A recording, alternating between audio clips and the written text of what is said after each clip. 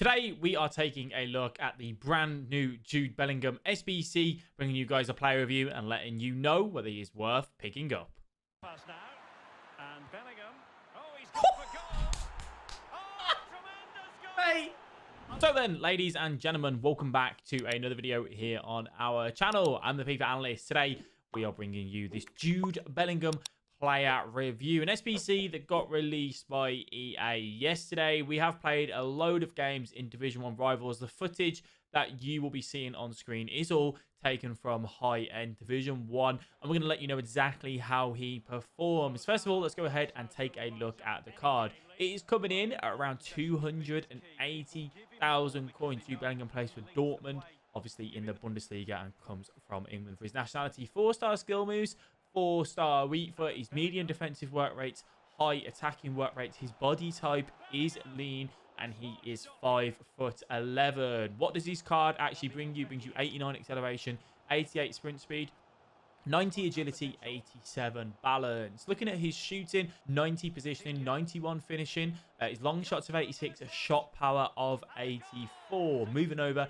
to his defending, which is quite an interesting one actually, because he's got 99 standing tackle, right? He's got 85 slide tackle, 98 interceptions. Defensive awareness though is only 70. Dribbling stats are good. Stamina is at 97. Strength is at 88 as well. And his short and long passing, phenomenal at 98 and 91. So he looks very well-rounded. All those stats are in the high-end 80s on that card. In terms of chemistry style, it does depend on how you want to play this card, how you actually want him in your team, if you are going to do him. Now, for me, I think he's going to be best as a box-to-box midfielder.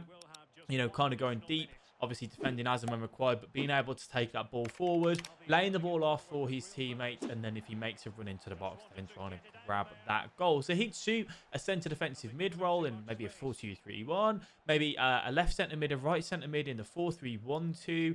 You could possibly play him cam as well. I don't think that's out the question.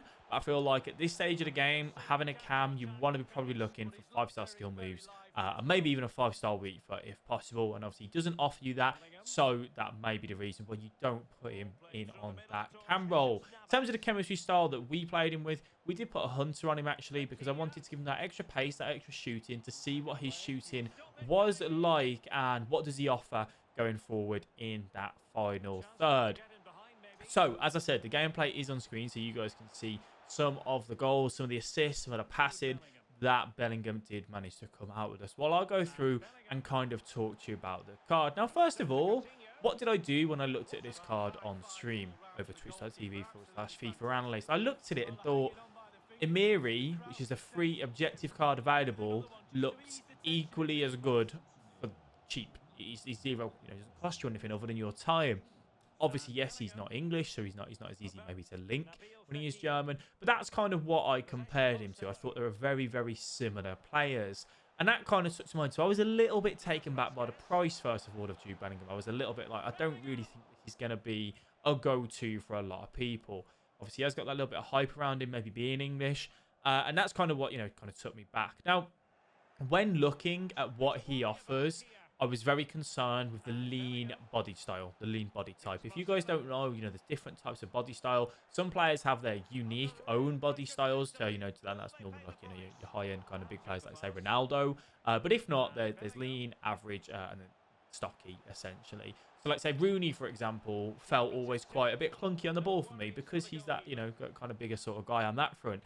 Lean is the opposite.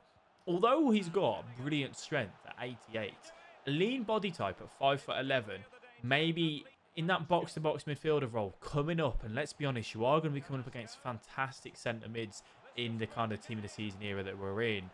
He's going to get bullied around a little bit, I think, because of that lean body style. So I was a little bit concerned with that. In game, you'll see some, you know, examples where he did manage to shrug off Hullet a little bit and kind of, you know, get in and get stuck in the mix, you know. So I was a little bit, you know, surprised on that sense. His passing is absolutely fantastic, though.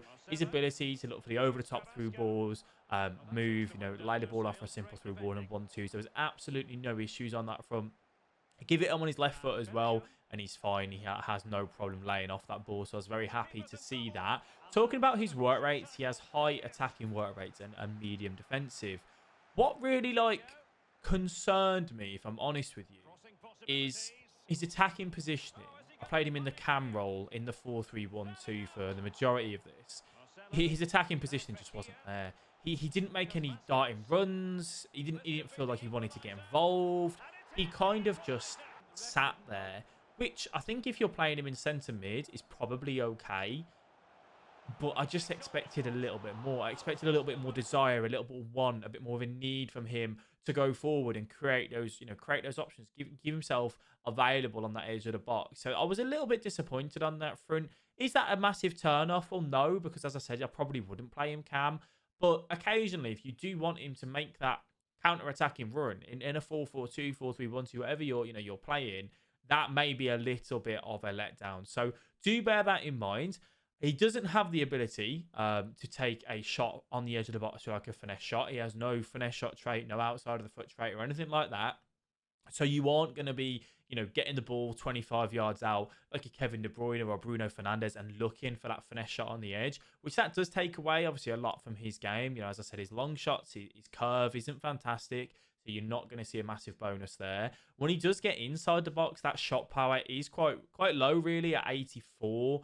Yes, obviously, you can increase that with chemistry stars, but it still is a little bit low. Neymar has always had that issue on FIFA, and that's why Neymar's cards, his upgraded cards have always been a go-to because of increasing that. So that was always a little bit of a letdown for me. How did he actually feel on the ball? He felt good. He's 5'11". His agility and balance is good. He's lean body type, so he has got that ability to dribble and turn and move and, evade any challenges coming in. And obviously, because he has got the higher strength, occasionally he will shrug off, some of the other players, but do take into account that lean body type. So he's got the ability to turn and move, which is fantastic. For me, what was a big letdown, and we know that going into this card, it's not like, it took us by surprise, is the fact that he doesn't have the 5-star skill moves. For me, in my attackers, in my midfielders, I love to have the 5-star skill moves where possible. It's probably not going to be an issue for the majority of people because, like I said, in that centre mid role, he's not really going to be, doing these elasticos, reverse elasticos, sombreros, and all that sort of stuff anyhow. But it does obviously add a little bit extra to someone's game when they do have that. So do take that into account. Do I think he's a card at 300k near enough? It is kind of worth it. I think 300k is probably a little bit too expensive for this sort of card. And I only say that because I think there's some very good options, specifically in the Bundesliga, that you could go for instead. Sabitzer, for example, is very cheap right now. He's just over 100k. Yes, he's not English. I get that. So he's harder to link. But you get the idea here. And he, to me, looks like a much better, more well-rounded card. Along with the Amiri, that's a free objective card. I just think the Bellingham is a little bit expensive for what we are getting, really. He's not fantastic at one thing, but he's not terrible at one thing. He's just around the board average, really. Is it a card that you need to go out your way to do?